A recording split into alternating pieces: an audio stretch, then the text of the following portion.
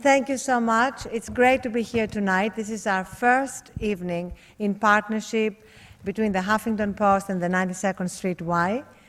And what a great day to be here, the first full day of the Obama era. I was enormously moved by Obama's speech. I don't think the man has put a foot wrong since he was elected.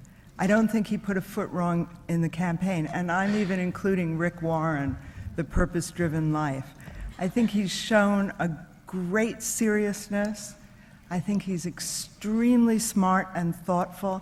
And I also think he has an ESP about the way to bring people together and the right man for this country at this time. Now, is this going to last, Nora? What do you think? This bipartisan kumbaya? Well, I don't know. But I noticed, like, when the Blagojevich thing happened, I'm so excited I can say his name. And it was so exciting in the middle of the Bernie Madoff thing to have someone bad come along with the actual syllable goy in his name. How do you see that bipartisanship, that spirit that we've described here, surviving in the middle of what's going to be a big debate coming up?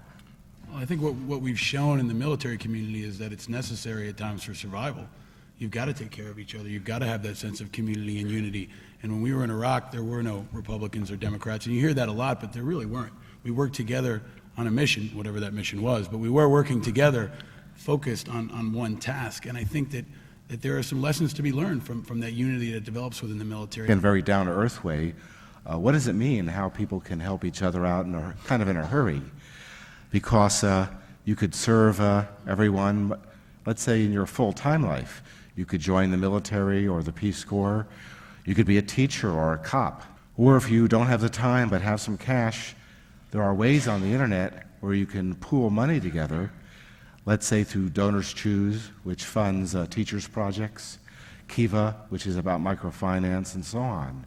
So people are beginning to help each out in different ways.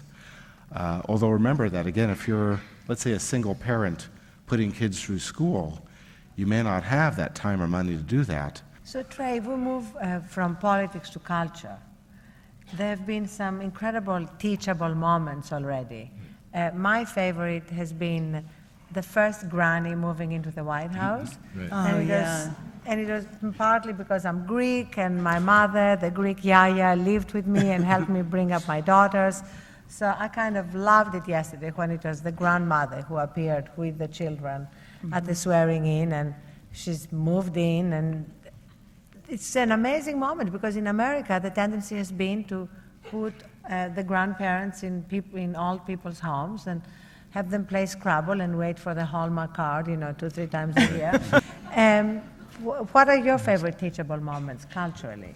Well, culturally, I think if you look at Obama's, especially in the black community, of the sense of the black nerd, the rise of the black nerd. Now we're talking. Is a really important thing.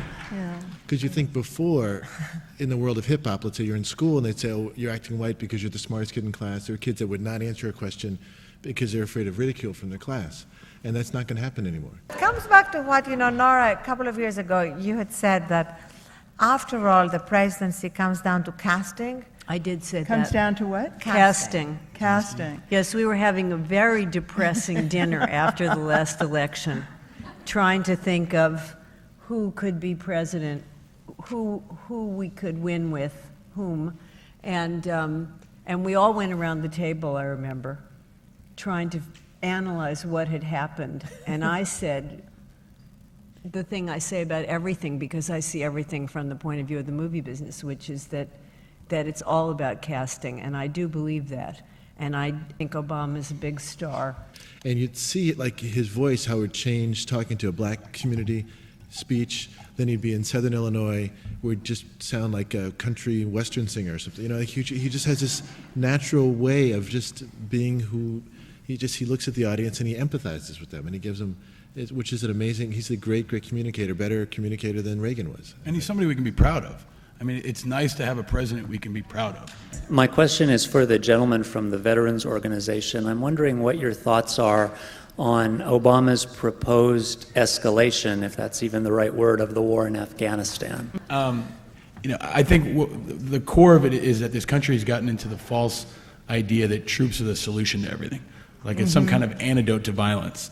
And I think we just need to look beyond that. So the quick answer to your question is throwing troops in there is not alone going to be the silver bullet.